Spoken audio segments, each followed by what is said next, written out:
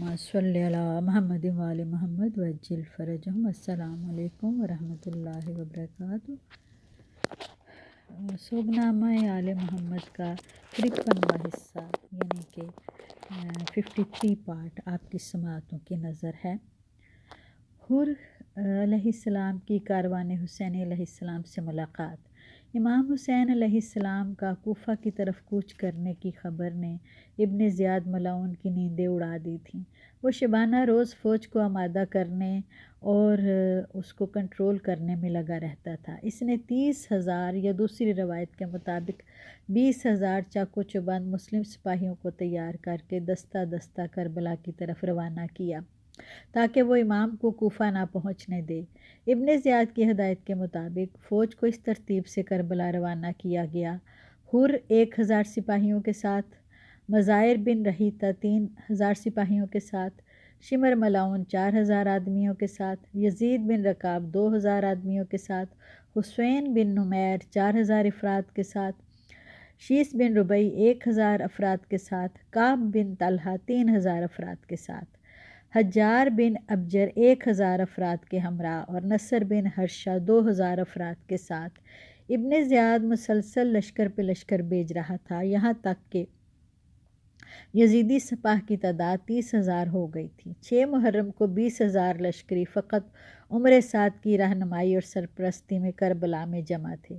کاروان حسین علیہ السلام نے رات مقام شراف پر گزاری۔ صبح امام کے حکم پر قافلہ والوں نے اپنے مشکیزوں اور برتنوں کو پانی سے بھرا اور سفر کو جاری رکھا۔ ظہر کے وقت امام کے ساتھی نے تکبیر کی صدا بلند کی۔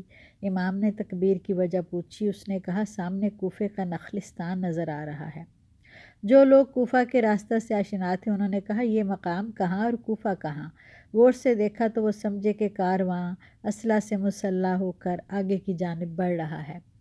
امام نے ان کی تائید فرمائی کہ ہاں، لشکر ہماری طرف آ رہا ہے۔ امام صورتحال کو بھانپتے ہوئے حالات کا جائزہ لینے کے لیے اپنے ساتھیوں سے مشورہ کیا کہ لشکر کو کہاں پر ٹھہرایا جائے۔ ساتھیوں نے مشورہ دیا، ہمارے بھائی جانب نزدیک ایک ذو حسم نامی دیہات ہے، وہاں چلا جائے۔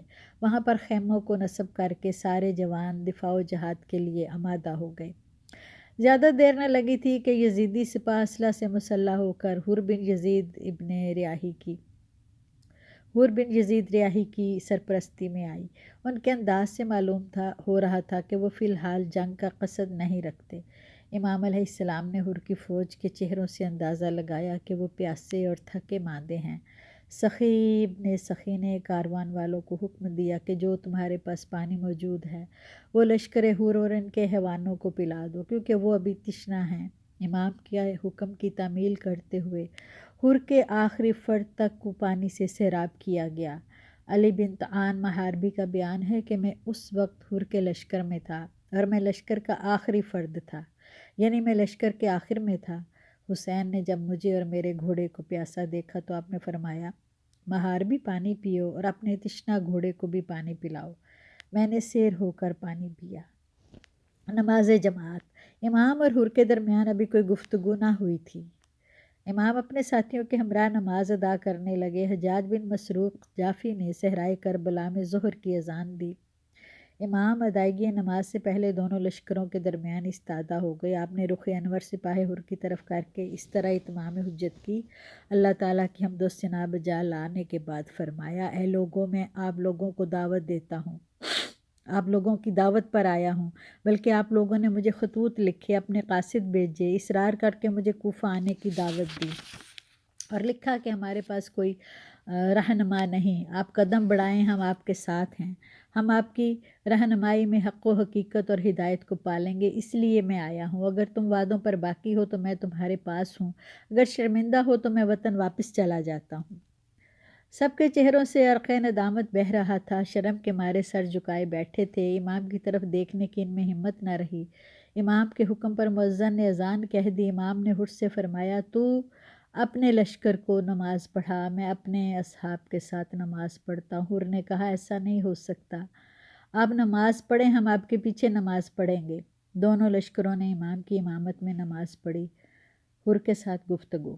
نماز ظہر کے بعد امام نے سپاہ حور کی طرف رخ کیا اور اللہ تعالیٰ کی حمد و ثنا اور پیغمبر اکرم صلی اللہ علیہ وآلہ وسلم پر درود و سلام کے بعد فرمایا، اے لوگو، اگر تم نے تقوی و پاک دامنی کو اپنا شعار بنایا اور صاحب حق کو پہچانا تو خداوند متعال کی رحمت تمہارے شامل ہوگی۔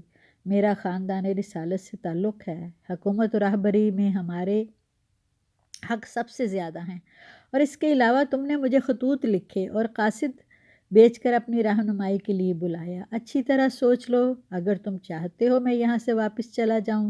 حور نے کہا، ہمیں ان خطوط سے کوئی آگاہی نہیں۔ آپ کو کس کس نے خط لکھا؟ امام کے حکم پر خطوط کی تھیلیاں کھولی گئیں۔ حور نے ان خطوط کو دیکھا۔ اس نے کہا کہ میں خطوط لکھنے والوں میں سے نہیں ہوں، میری فقط یہ ڈیوٹی ہے کہ جہاں پر بھی آپ سے ملاقات ہو آپ سے جدا نہ رہوں، یہاں تک کہ آپ کو کوفہ میں ابن زیاد ملعون کے حوالے کر دوں۔ امام حور کی گفتگو سن کر سخت ناراض ہوئے اور آپ نے فرمایا، موت تمہارے نزدیک تر ہے۔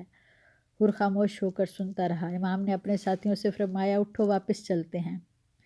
حور کاروان حسینی کے آڑے آیا اور اس نے آپ کا راستہ روکا۔ امام نے حور سے فرمایا، تیری ماں تیرے غم میں بیٹھے، تو ہم سے کیا چاہتا ہے؟ حور نے کہا، اگر آپ کے علاوہ کوئی اور عرب میری ماں کا اس طرح نام لیتا تو میں بھی اس کی ماں کا اسی طرح نام لیتا، لیکن خدا کی قسم آپ کی والدہ کا نام اچھے الفاظ کے علاوہ نہیں لیا جا سکتا۔ امام نے فرمایا، اب تو کیا چاہتا ہے؟ حور نے کہا، مجھے حکم دیا گیا ہے آپ کو ابن زیاد ملعون کے پاس لے چلوں۔ آپس میں تکرار ہوئی۔ حور نے کہا، سچی بات تو یہ ہے کہ میں آپ سے جنگ نہیں چاہتا، لیکن اپنی ڈیوٹی سے کوتاہی نہیں کروں گا، آپ کو تنہا نہیں چھوڑوں گا۔ البتہ مجھے حکم دیا گیا ہے کہ ابن زیاد ملعون کو خط لکھوں اور ابن زیاد کی طرف سے نیا پیغام آئے۔ مجھے امید ہے کہ ہمارے درمیان کوئی ناخوشگوار واقعہ پیش نہیں آئے گا۔ پھر حور نے امام کو نصیحت کرنے کی کوشش کی۔ اس نے کہا، اے حسین علیہ السلام، خدا کے لیے اپنی جان کی حفاظت کریں، مجھے یقین ہے اگر آپ نے جنگ کی تو آپ مارے جائیں گے۔ امام نے فرمایا، کیا تم مجھے موت سے ڈراتا ہے؟ کیا میرے قتل سے تمہارا کام آسان ہو جائے گا؟ گفتگو کے آخر میں امام نے حور سے فرمایا، قبیلہ اوس کے ایک مسلمان نوجوان نے پیغمبر اکرم کی مدد کرنی چاہی تو اس کے چچا زاد بھائی نے اسے کہا کہ تو کہاں جا رہا ہے؟